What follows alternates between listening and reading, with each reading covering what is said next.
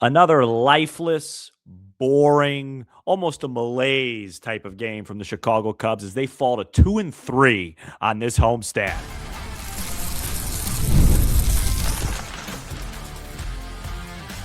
You are Locked On Cubs, your daily Chicago Cubs podcast, part of the Locked On Podcast Network, your team every day. I'm Sam Olber, and you are Locked On Cubs, part of the Locked On Podcast Network, your team every day. Some fun and positivity at the end of the show, talking about David Ross and Anthony Rizzo and the new podcast that they came out with. Just some really fun stuff I want to talk about from that today. Talking about the wind and how it affects the games and how today's a good example and why this Cubs team should be built for this, but they weren't today. But a lot of the show, we're just going to talk about just in general, a really disappointing 5-game. And it's important to emphasize 5-game start to the season because in the grand scheme of things, it's nothing. But the Cubs were just really, really lifeless tonight. They just didn't have much to them. It was just, it was one of those games where you felt going into it, it was going to be low scoring. The Cubs know how to play these games. Going into it, it felt like an advantage because the way I looked at it was that with JMO on the mound, you want the wind blowing in. Jose Soriano is difficult to hit no matter what, right? So you might as well have the wind blowing in so our guy can become difficult to hit. Thought the Cubs would draw a couple walks, maybe steal some bases, gosh forbid, do a hit and run, something. There was just nothing there. And, mistakes after mistakes, compounding mistakes, and just a really disappointing performance. I mean, where do you want to start? They had 4 hits. They were 4 for 29 today. They did walk 4 times. They didn't steal any bases. They were 0 for 4 with runners in scoring position. They didn't hit many balls hard.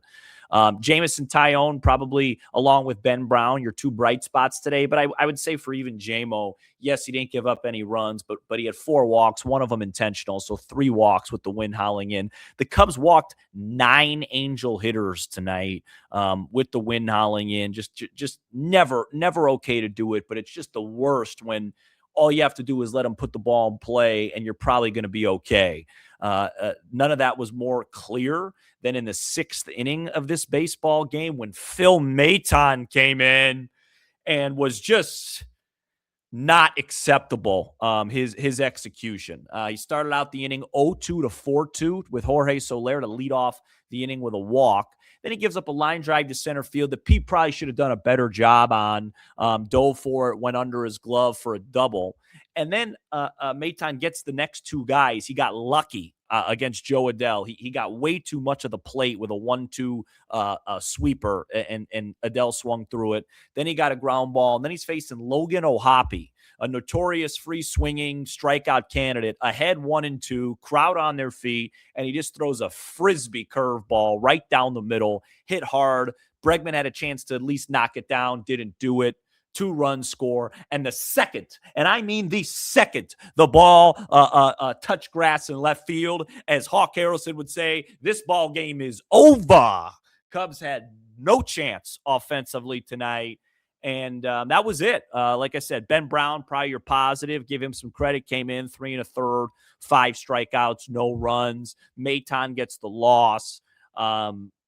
And it was just disappointing. It was just disappointing, and it has been disappointing to start the season. And I think, before I get into more details of this game, I think where I'm at is just, it's 5 games, and I still believe probably 3 weeks from now, we won't even be discussing this, and there's so much season left, and I do think that there's a very good baseball team in here, and they are missing a critical offensive piece in Seiya Suzuki.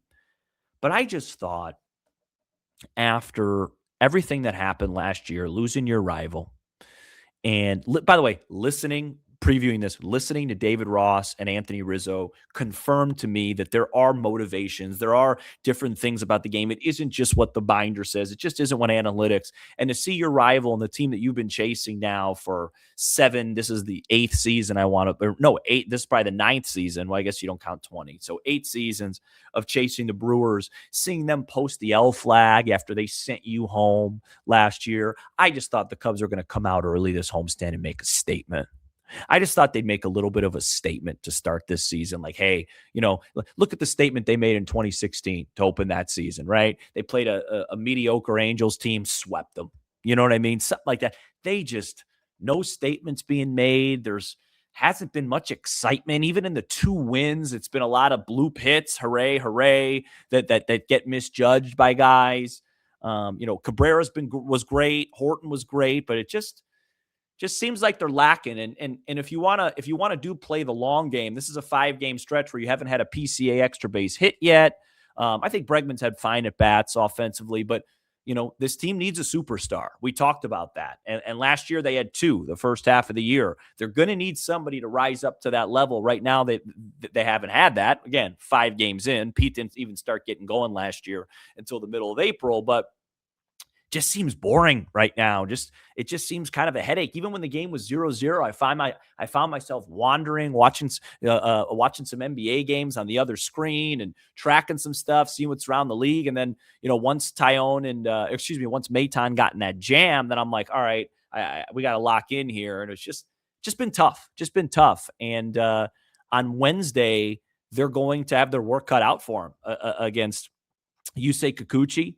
Hopefully Matt Boyd will have a rebound start and the Cubs could just get out of this homestand 3-3, move on from it, scrap it, and have a day off and get ready to maybe win a couple of series in Cleveland and Tampa Bay to get this thing back on track. But just the lack of energy, there's I'll say the Green Bay stinks chant going on. And you're just like, man, if they got to resort to that, fans must be bored. They must be bored during the game. And they should be. There's just not a whole lot to be excited about right now. And, you go into a game like this and you know what you have to do. The plan is simple. It's, hey, we got to figure out ways to get on base. It's not going to be pretty. Like, I'm going to give Pete no flack at all for those 2 bunt attempts. I support both of those. The first one was a perfect bunt, man on first, nobody out. Pitcher made an unbelievable play. The second one, the Cubs are down 2. So a base hit, a walk, essentially is literally as good as a home run, right? It's the same thing. When you're down 2 in the 9th inning, you're just trying to get the tying run to the plate. There's no difference between hitting the ball 600 feet or just hitting a little tapper down the third baseline. You need base runners in that spot. I guess technically you could say, well, if he gets on and then gets doubled off, 100%. But assuming Pete wasn't going to get doubled off, getting a walk there it's just as good as a homer. It's just as valuable. You bring the tying run of the plate.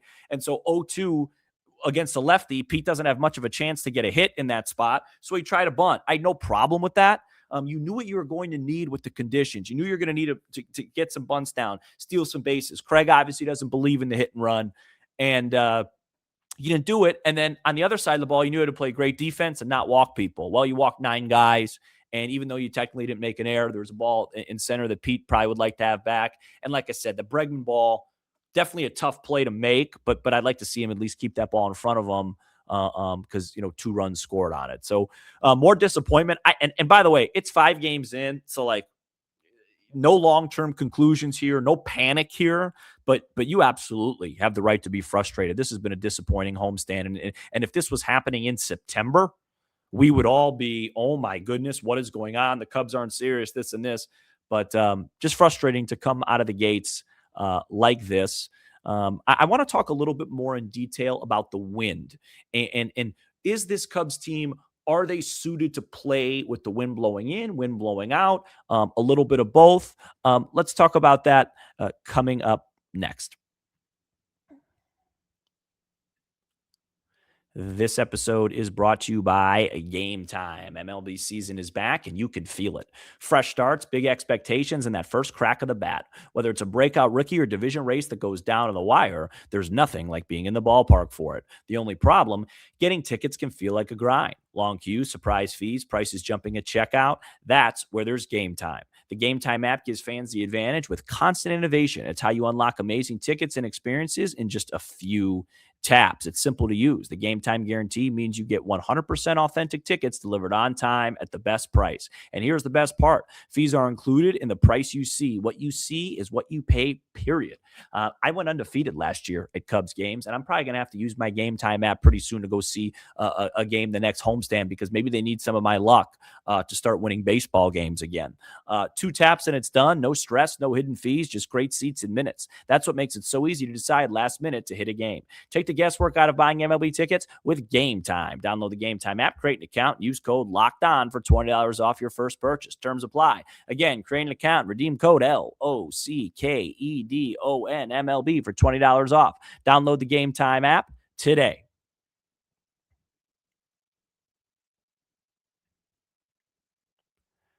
We are back here on Locked On Cubs. Thank you for making Locked On Cubs your first listen of the day. And if you haven't already, go check out the new Everydayer Club, which includes ad-free episodes and more. Go to lockedoncubs.supercast.com or click the link in this episode description. All right. The wind played a huge factor in today's game, and there's no ballpark where the wind affects baseball games more than Wrigley Field. And you've heard us for years talk about the wind, and for the most part, since we've done this show, the wind has really played it's played for the pitchers. It's played with the wind blowing in for the most part, and we complain about it because it typically, when the wind's blowing in like this, it typically leads to games that are not very fun to watch. Right? Not a lot of action, not a lot of offense, and it's 3-1, 3-2, 2-1, 2-0, whatever it is.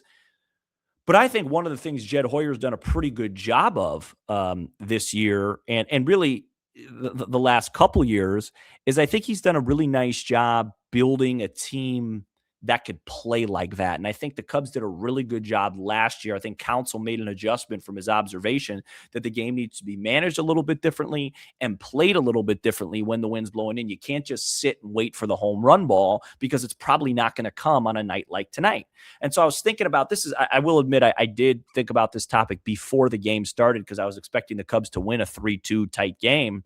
But I was thinking, what do you guys think is the better conditions for this team? And I think when the answer is when they're going right, both. They should be built to win with the wind blowing out because they have home run hitters, especially when Seiya comes back. Seiya, Bush, Pete, Bregman, Ian, Dansby. I mean, the team should be littered with 20-plus home run hitters that could get it up into the jet stream on a given night. And offensively, they should be able to play some hit and run with Nico Horner, Moises Ballesteros, have bat-to-ball skills with those two guys, steal bases with PCA, steal bases with Nico. With the pitchers, though, obviously, the only guys you really feel good with the win no matter what is probably Cade and Edward Cabrera, and then we'll see what happens when Steele comes back, because when Steele pitches, he typically, when he's right, he's getting a bunch of ground balls to the left side, and doesn't matter where the wind's blowing with those.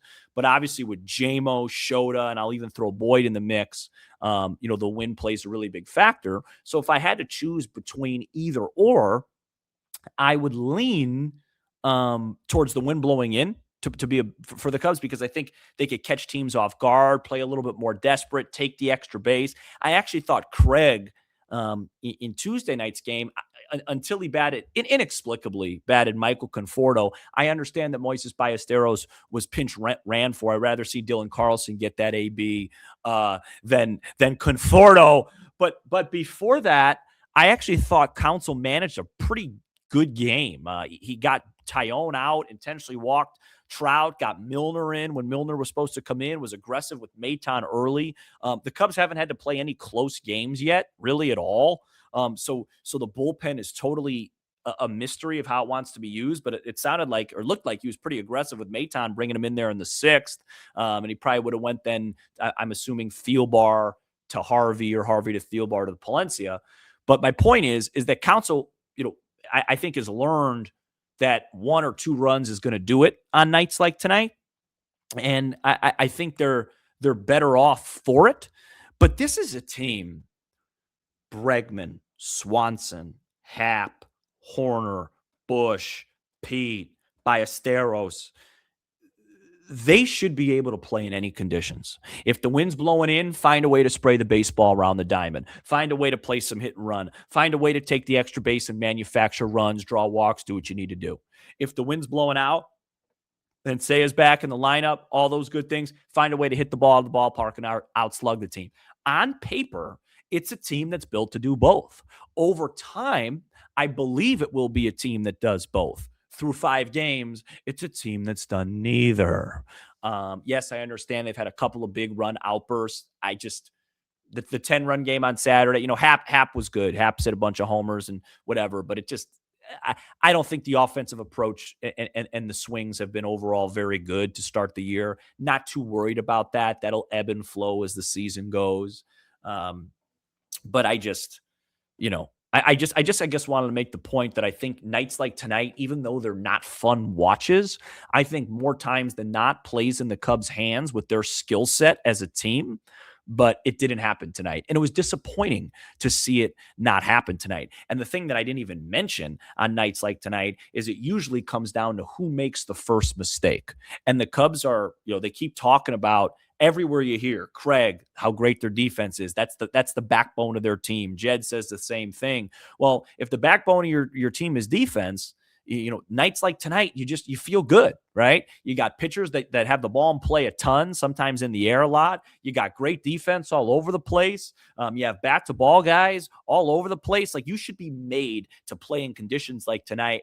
And I think they will be over the course of the year, but they were not tonight. And it was just another example of the disappointment that this 5-game stretch has been for the season. I mean, it was just, the Cubs were the ones that made the big mistake, walking a guy, letting the ball by him in center field, not making the play, not making a play at third, et cetera, et cetera, et cetera. Real quick before we talk about some fun stuff with this, I believe it's called the Loveable Reunion Podcast with Anthony Rizzo and David Ross, who probably are going to be able to take our spot as the top Cubs podcast, and as they should. But before we get into that, I just want to take a quick gander around the NL Central. I know it's 5 games in. Why not? Just a quick update. I don't typically start scoreboard watching or actually keeping tabs on this stuff until Memorial Day, really. But just, want to make a couple observations to, begin the year. I will say the Reds got beat today. They are now 3-2 on the season, but I've been very impressed with how their offense has looked so far. Something to keep an eye on. Just 5 games in, but Sal Stewart for the Reds has looked good. McLean's looked a little bit better. Obviously they've added Eugenio Suarez. I think if they get Hunter Green back and they are able to be a formidable offense, they're going to have a say, I think, in this race. The Pirates started the year 2-3. Skeens had a really weird opening day start. Really interested to see a bad one. Really interested to see how he bounces back. I would assume he's going tomorrow. Cardinals off to a 3-2 start this year. Don't expect that to last, but good for them starting the year well. And then, of course, Milwaukee opening the year 4-1, taking care of business against the Sox and the Tampa Bay Rays. They'll have a rubber match on Wednesday afternoon, I believe. So just keeping tabs on that. Again, 5 games in, guys. Where I'm at right now is when I finish this show and I'm uploading my emotions are 3 things. 3 things, really. Number 1, frustrated. Be frustrated. It's a frustrating start to the year. Fine. Number 2, I'm not panicked. I'm not worried.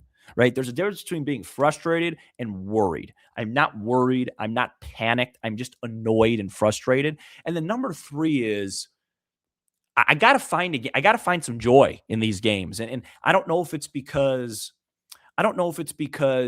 the Cubs, for the first time covering the show, made it deep last year. And so the expectation is to make the playoffs again. And so these games don't feel quite as high leverage as they have in the past for me.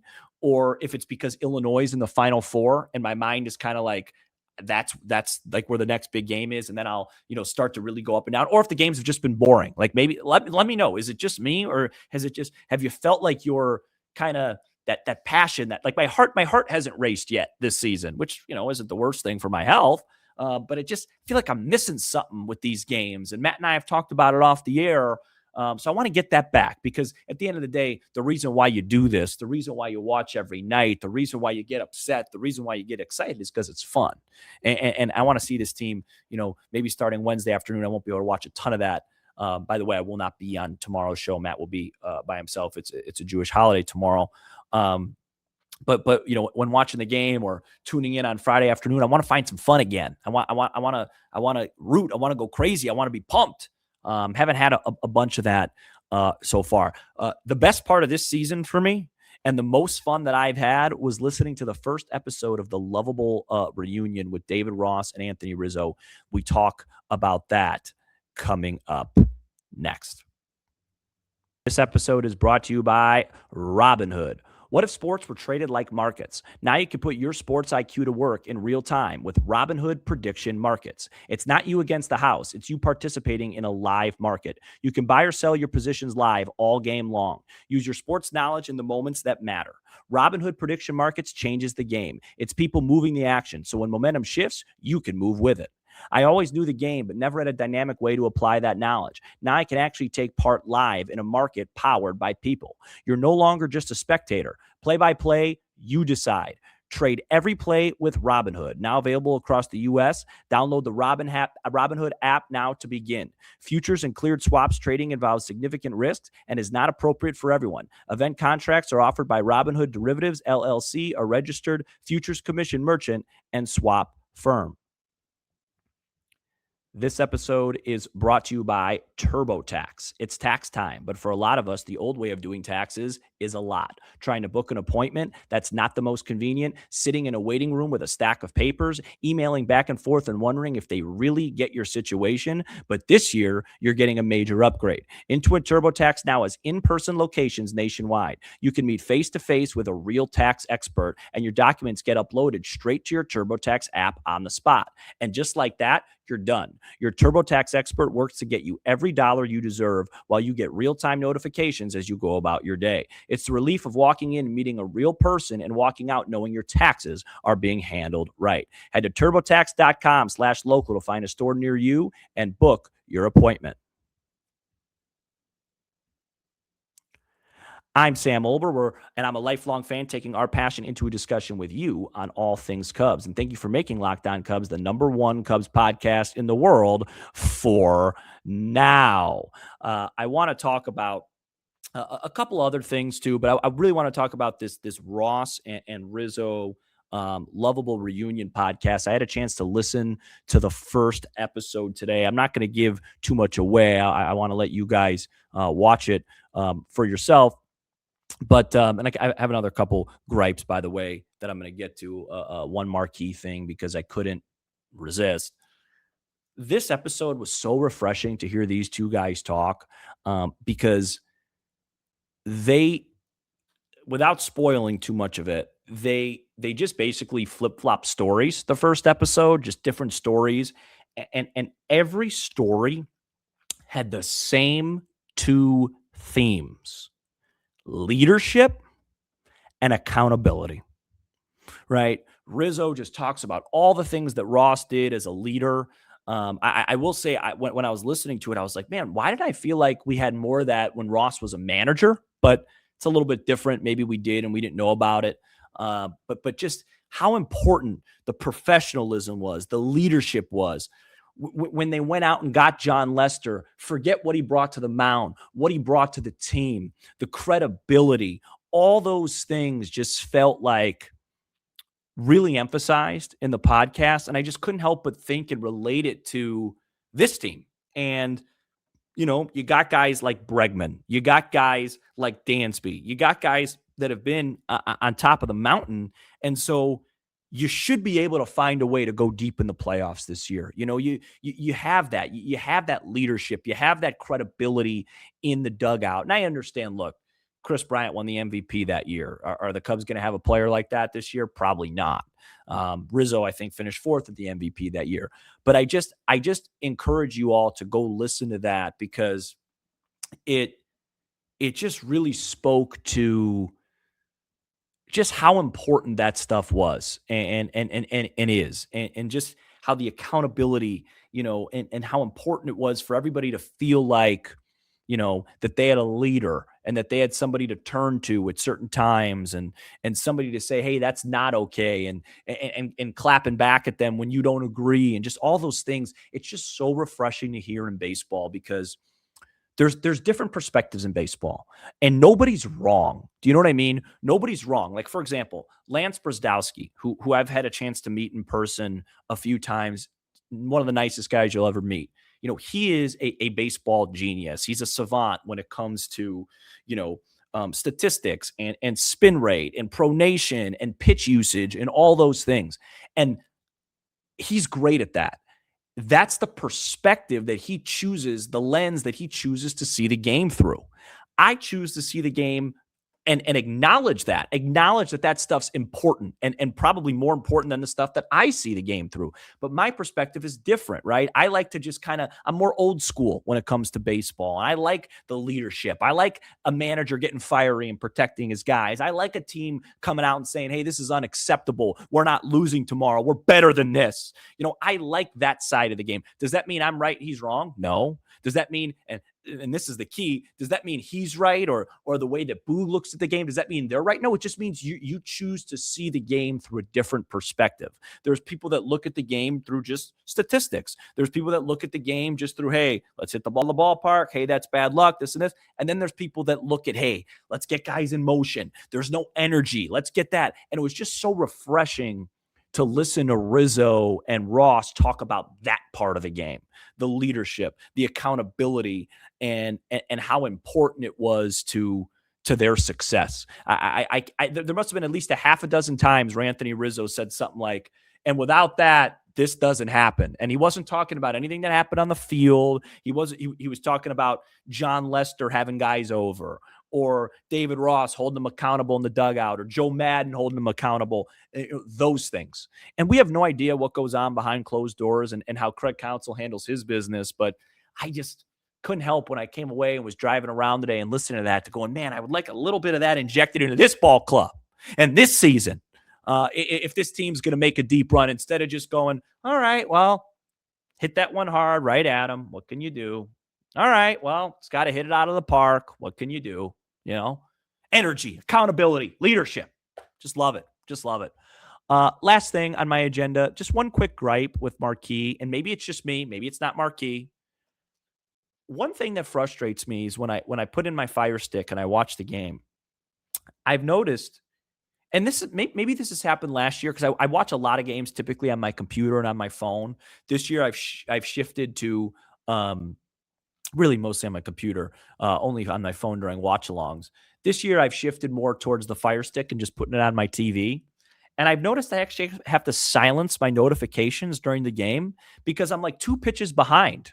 And people that are out of area that are watching the game on MLB that live out of town will text me, hey, great bunt by Pete. And I'm like, Pete's just getting into the box.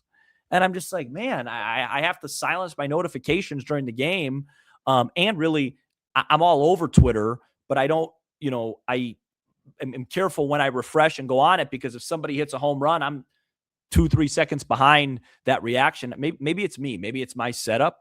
But that's been frustrating for me through 5 games so far. I'm trying to figure out a way to speed it up so I could talk to my friends and watch the game at the same time. But, these are first world issues here. So there's nothing, not that big of a deal. Not that big of a deal. Everything always is magnified when you're losing. You're more frustrated about little things like that because the Cubs lost. If they came back and walked off today, I probably wouldn't have had that segment. So all in all, get everybody's frustration. Hopefully we can bounce back, just salvage a 3-3 homestand, get out of Dodge. on Wednesday, because you can't lose back-to-back series at home to the Nationals and Angels to open the year. That'd be and then have a day off on Thursday. That would be really tough on everybody. I will be back on Thursday for Friday's show. Matt will be solo tomorrow. Thank you very much for tuning in to Locked On Cubs. Make sure you subscribe and follow us to get all the latest episodes. For those of you on video, we send you to the first ever 24/7 National Locked On Podcast Network YouTube channel. On audio, make sure your second listen is Locked On MLB. I'm Sam Olber, and this is Locked On Cubs.